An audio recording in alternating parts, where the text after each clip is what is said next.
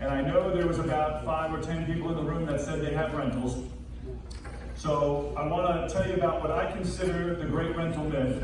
And that is basically everything that's taught everywhere as far as conventional rentals.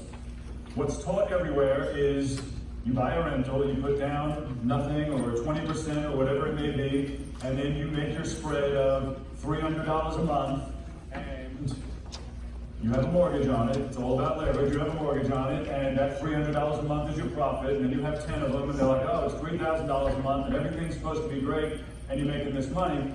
The reality is, it costs about $300 a month in maintenance on a property. And even though people can argue this and say, no, I haven't done any maintenance in 6 months, or I haven't done any maintenance in a year, and they may be correct on that.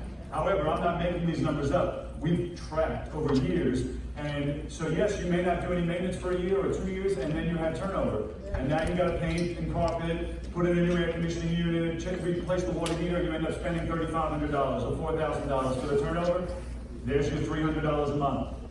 So while you feel like, oh, I have 10 properties, I had 84 of these, mind you. I was on the old plan, I was on this plan. What I consider the myth, I had 84 of them. And I felt like I was a genius, and I did everything that they teach you to do. I did everything the way every seminar you go to, every book, everybody teaches you to do, to make this little bit of money every month. And there was no money. At the end, there's no money. You basically are working for the bank. And so there's a couple parts on that I want to address. First about working for the bank. So I really believe, I have this vision in my head, and I like to tell people, and I explain it this way, is The Simpsons. Anybody in the room ever seen The Simpsons? So you guys know, what was his name? No, the guy. Mr. Burns. Mr. Burns, I can't remember his name. So I have this vision of Mr. Burns. You look at downtown Norfolk as a good example, and all the big buildings you see, what are they? They're all either bank buildings or insurance buildings. And every city you go to, those are the two big.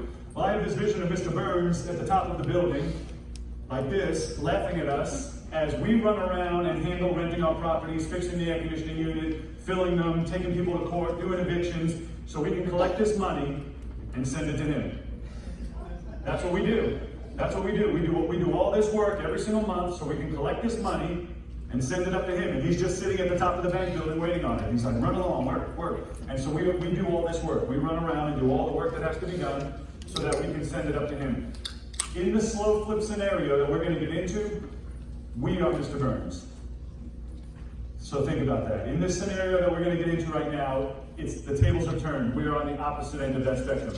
The other part of the great rental myth, which I want to address before we get into slow flips, is what everyone else teaches and still teach. And I was a big fan of it, and I would have convinced you of it up until 2008. I was a huge fan of it, and that is leverage. I know Amy was mentioning leverage earlier. So the way the leverage model works, what everyone teaches, is if you have $100,000, and this is the example they always use. If you have $100,000, you can buy one house for $100,000, or you can put $10,000 down each on 10 houses, right? And now have $90,000 mortgages, and now you have $1 million worth of real estate.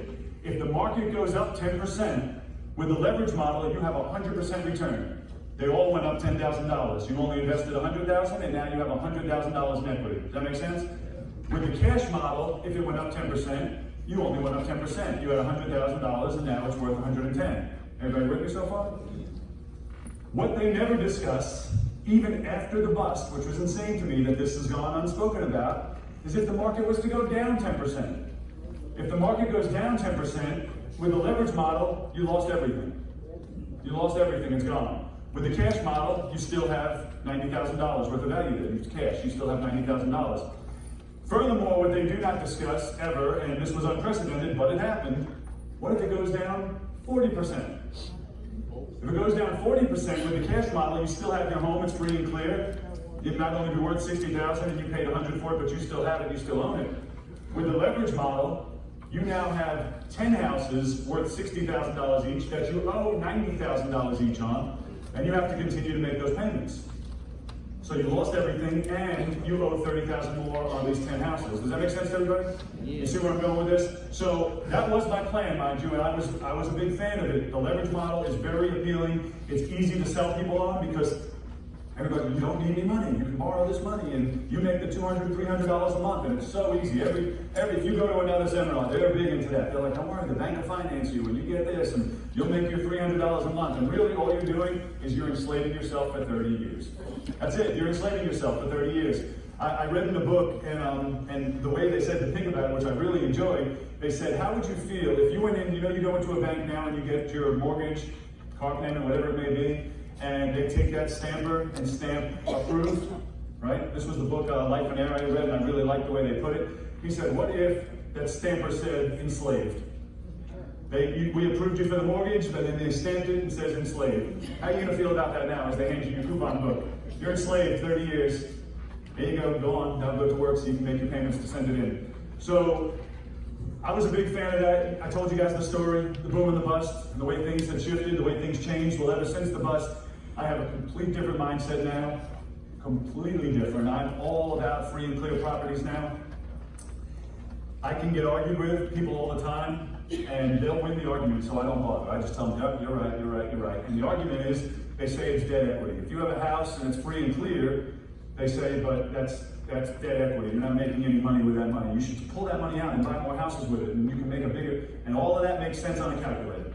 It all makes sense on a calculator, but something that I learned through the boom and bust, and I don't think we spoke about it on day one when I was telling you more or less the story, is after the bust, a lot of people in this industry, a majority of people in this industry disappeared. They all went out of business. I mean, a lot of my friends, everybody was deep into this business and they just disappeared, went out of business.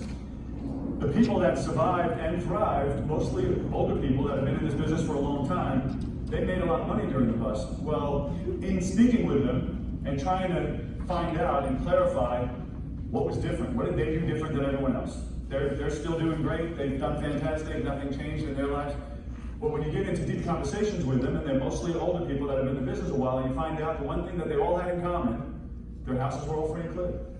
And I would have argued with them before the bust, you guys are idiots, you need to pull that equity out, reinvest it, you have 60 houses, you can turn it into 300 houses. I would have argued till my face was blue about how stupid it was that they were doing that. Then after the bust, I had a whole different mindset. I was like, man, that was smart. And now I feel like now I'm that old guy because I'm telling people the same thing. If somebody had told me that during the boom, I would have been like, you're out of your mind. It's stupid. Why would I want a house free and clear? Because they all teach you free and clear house is the worst thing you can ever do. Well, I'm going to tell you, it's the best thing I've ever done. And I think it's a solid foundation that can't be shaken. And we're going to get into the way we do them. So right off the bat, people say, well, free and clear, that sounds great, but I don't have the money to buy a house free and clear. So that's a great story, but what the hell am I supposed to do? I don't have hundreds of thousands of dollars to buy houses free and clear. And I agree with you. The way we do it is a way where you can get to that point within 5 years.